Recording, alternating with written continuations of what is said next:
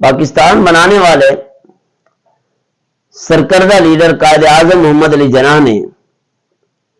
یہ جو فرمایا تھا کہ اسرائیل کا وجود امت مسلمہ کے سینے پہ خنجر ہے، ہم اس کو کبھی بھی تسلیم نہیں کر سکتے، وہی خنجر اس وقت سے لے کر 1948 سے لے کر آج تک موجود ہے،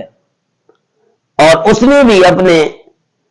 قیام پر یہ اعلان کیا تھا اسرائیل نے کہ اس دھرتی پر نوزائیدہ ایک سلطنت، اس کو ختم کرنا بھی ہماری ذمہ داری ہے، جس کا اشارہ پاکستان کی طرف تھا۔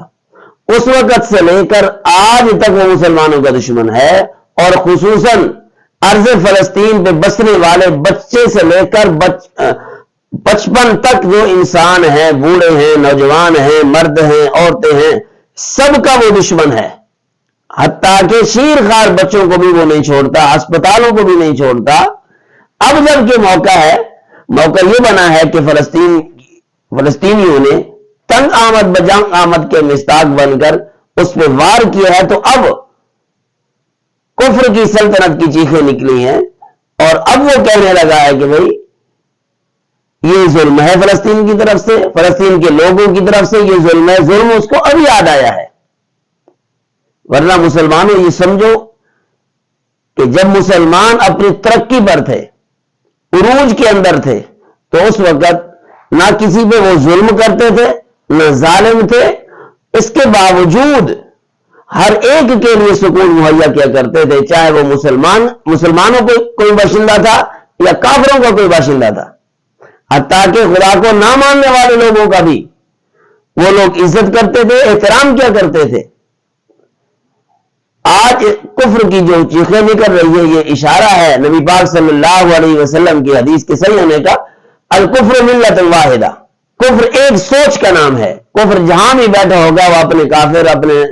اپنے دوست کی وہ حمایت جاری رکھے گا، جبکہ مسلمان بکھرے پڑے ہیں،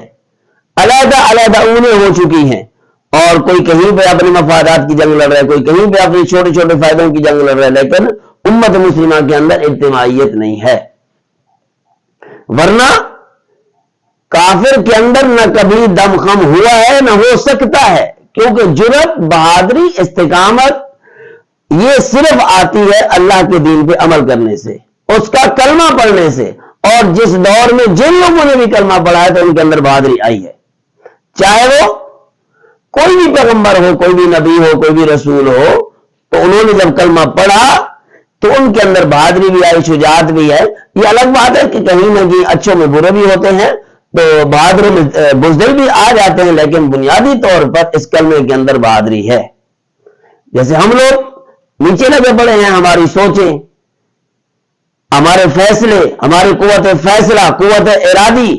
یہ کیا ہے؟ کمزور پڑی ہوئی ہے، ورنہ یہ بات اظہر من الشمس ہے، یعنی اس طرح یقینی ہے جس طریقے سے ہمیں صبح کے لیے یہ یقین ہے کہ صبح کو سورج نکلے گا، تو اسی طریقے سے بہادری مسلمان کے دل کے اندر بستی ہے۔ قرآن نے اعلان کر دیا تھا پہلے، جاء الحق وزهق الباطل ان الباطل کان زهوقا، کہ حق آیا ہی غالب ہونے کے لیے ہے اور باطل آیا ہی بھاگنے کے لیے ہے۔ یہ یاد رکھیں، مسلمانوں پر جب زوال آیا ہے تو ان کے اپنے کرتوتوں سے آیا ہے، ورنہ ان کا کلمہ، ان کا دین کبھی بھی بزدلی نہیں سکھاتا۔ اور کافر بہادر تب لگتا ہے، یا کافر کی شان تب نمایاں ہوتی ہے جب مسلمان اپنے آپ کو بزدل بنا دیتا ہے، اور کافر کی یہی کوشش ہے کہ میں دو بدو نہیں، دور ہو کے لڑوں، ان کے شانہ بشانہ نہیں، چھپ کے لڑوں۔ وَدَّ الَّذِينَ كَفَرُوا لَوْ تَغْفُلُونَ عَنْ أَسْلِحَتِكُمْ وَأَمْتِعَتِكُمْ فَيَمِيلُونَ عَلَيْكُمْ مَيْلَةً وَاحِدَةً، کہ کافر کی یہ خواہش ہوتی ہے کہ ان کو غافل کر دوں، ان کے اسلحے سے بے اسلحہ کر دوں، نہتہ کر دوں ان کو، اور ان کی معیشت کمزور کر دوں، وَأَمْتِعَتِكُمْ، اور ان کے حالات کو معاشی طور پر کمزور کر دوں، پھر ان پر اچانک بڑا وار کر دوں، ان کو ختم کر دوں۔ اس کی یہ سوچ ہے، اس کے اندر بہادری نہیں ہے، بہادری مسلمانوں کے اندر ہے۔ آج جو نہتے، جو تقریباً 70-75 سال ہو گئے نہتے ہو کے غلیلوں سے لڑ رہے تھے، پتھروں سے لڑ رہے، آج ان کے پاس کچھ اسلحہ آیا ہے تو ان کے وار سے دیکھو پھر کس طریقے سے وہ کفر بھاگ رہا ہے۔